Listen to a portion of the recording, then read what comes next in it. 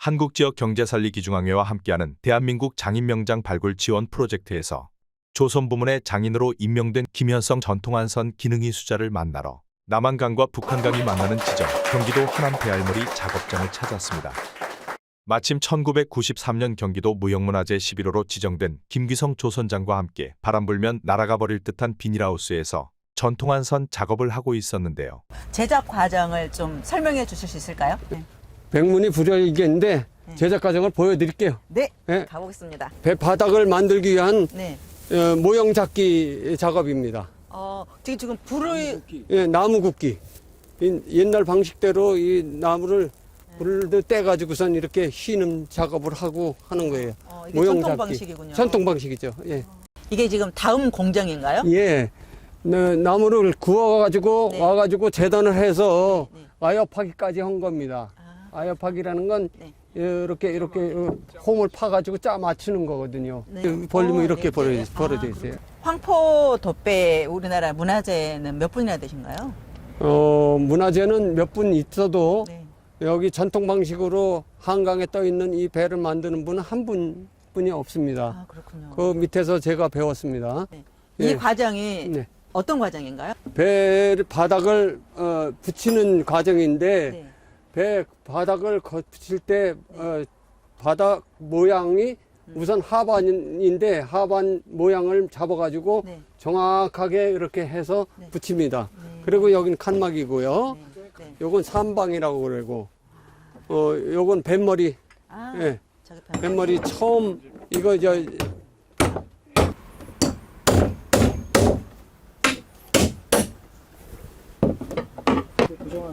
예, 이렇게 해서 네. 이렇게 붙이고 네.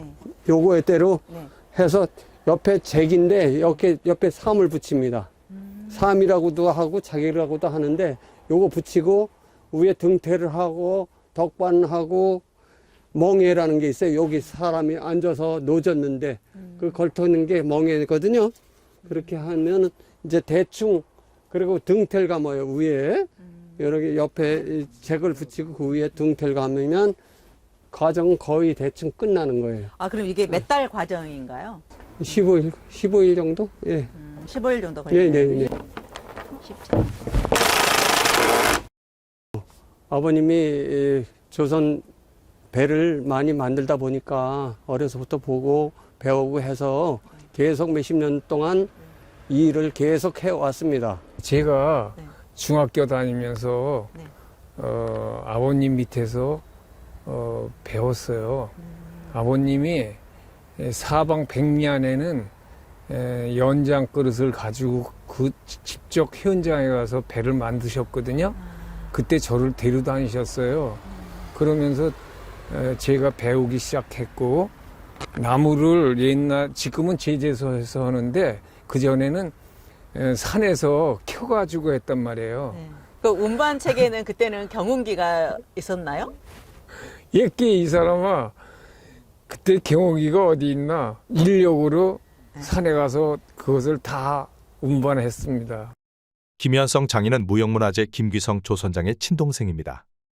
그의 집안은 팔대가 한강에서 나룻배와 거룻배 만드는 일에 종사해왔는데 일대 무형문화재인 아버지 고 김용훈 조선장의 아들로서 형은 전수교육 보조자이고 동생은 기능이 수자입니다.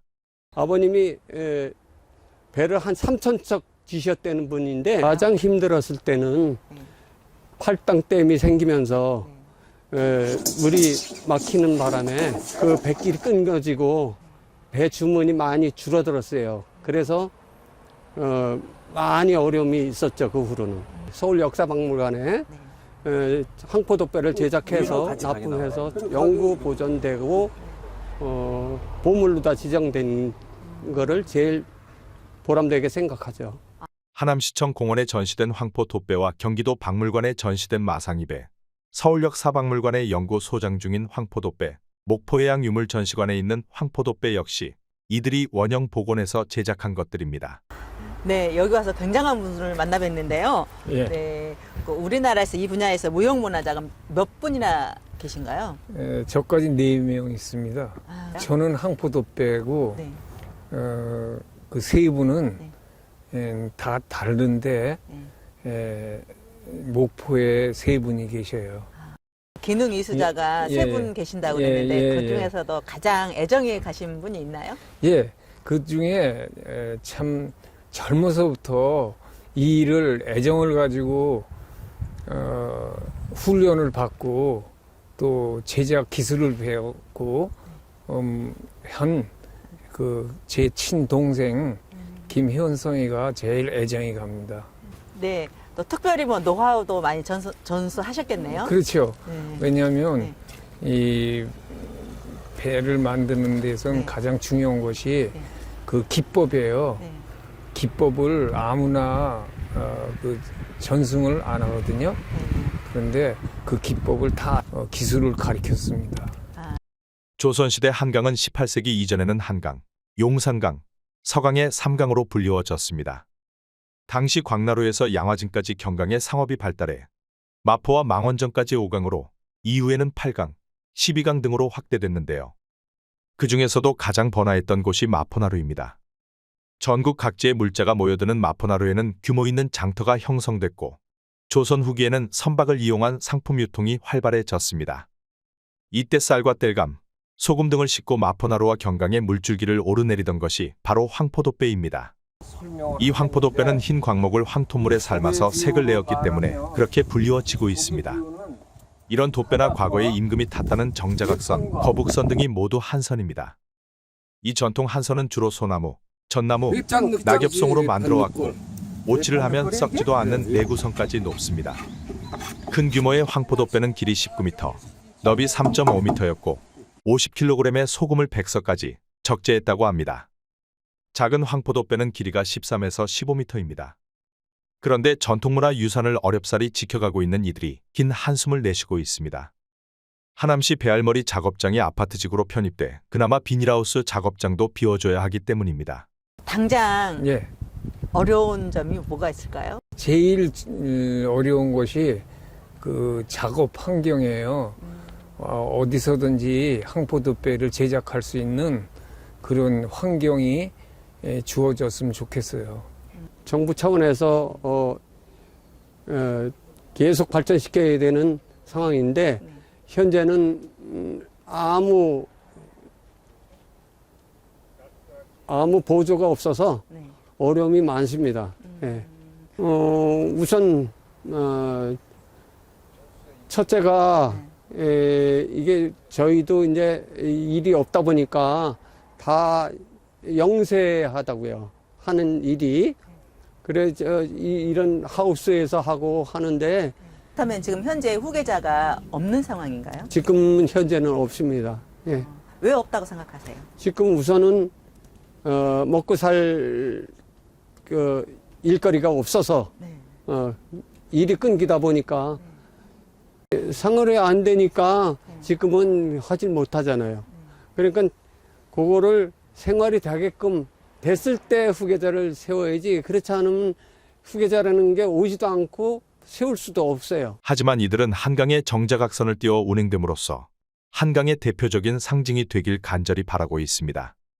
후계자 양성과 네.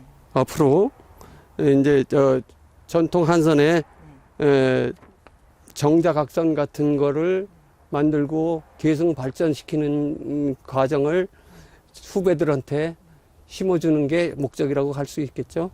기회가 된다면 아무래도 후계자들을 키우는 체험학습장이나 전통배 박물관 그런 건립을 하는 게 제일 목표죠. 우리 정통 한선이 한강의 유람선으로 하루속히 뛰기를 바래요. 지금은 움직임이 있어요. 여러 곳에서 이제 움직이는데 하루속히 복원이 돼서 한강을 유람했으면 좋겠습니다. 파주시와 양평군, 부여 등의 황포 돛배 같은 곳은 관광객들이 끊이질 않고 있는데요. 지역을 대표하는 명물이기 때문입니다. 한류 문화가 각광을 받고 있지만 컨텐츠가 부족한 요즘, 이와 같이 전통문화를 잇는 이들을 보호하고 육성해서 한강의 기적을 재창출하는 그날이 오길 바랍니다. 잘 보셨습니까? 다음 시간에는 우리나라 전통한지와 한복, 물김치 분야의 장인을 소개하겠습니다. 이 프로그램은 행정안전부와 한국지역경제살리기중앙회가 대한민국 장인명장을 발굴하고 지원 육성 프로젝트를 통해 임명한 장인들을 소개하고 있습니다.